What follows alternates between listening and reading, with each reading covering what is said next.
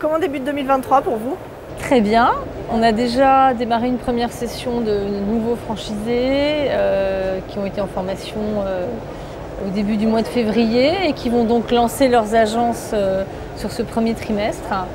C'est important pour nous de démarrer l'année sur un bon rythme et bien sûr on va compter sur le salon aujourd'hui pour intensifier ce rythme de développement. Quelles sont vos perspectives au niveau du développement pour cette année et pour les années à venir? Alors, nous, on s'est fixé un cap. C'est 200 agences en 2025.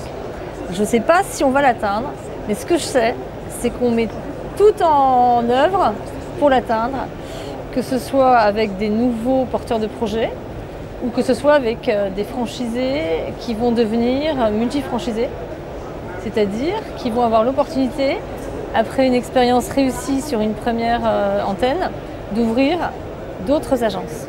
Quel est l'avantage de devenir multifranchisé pour un membre de votre réseau? Devenir multifranchisé, c'est changer de métier.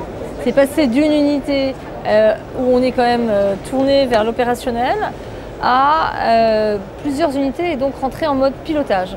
Et donc prendre de la hauteur, prendre du recul sur la gestion de ces franchises, découvrir finalement de nouveaux métiers un peu plus sur justement le pilotage administratif, financier, RH de l'entreprise et aussi souvent encore plus être intégré à la stratégie de l'enseigne finalement. Et enfin, quel conseil est-ce que vous pourriez donner à un porteur de projet qui hésite à se lancer vu le contexte économique? Alors, les chiffres dans la garde d'enfants à domicile pour Babichou Service sont au vert. Nous avons près de 2 enfants par femme, donc on retrouve les niveaux d'avant 2019.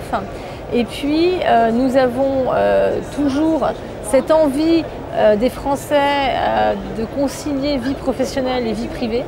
C'est hyper important. Et notre raison d'être, on l'a réaffirmé récemment, c'est favoriser l'épanouissement des familles en mettant l'humain au cœur de nos préoccupations. Donc oui, il y a beaucoup d'avenir et la croissance de 25% dans notre réseau montre que ces préoccupations rencontrent finalement la quête de sens aussi des porteurs de projets.